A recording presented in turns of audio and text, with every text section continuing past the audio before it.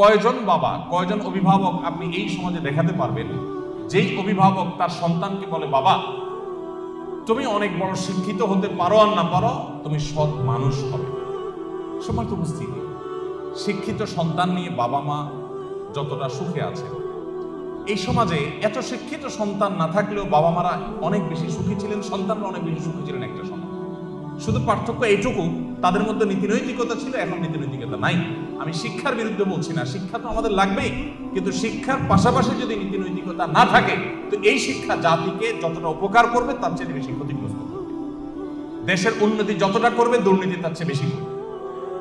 অতএব একজন আদর্শ অভিভাবক হিসাবে আপনার সন্তানকে যদি আপনি মানুষের মতো মানুষ হিসেবে গড়ে তুলতে চান, আপনার টার্গেট হতে হবে আমার সন্তান দুধে ভাতে থাকুক আর না থাকুক, আমার সন্তান থাকবে সত্যের সাথে, আমার সন্তান থাকবে ন্যায়ের সাথে, আমার সন্তান থাকবে নিষ্ঠার সাথে।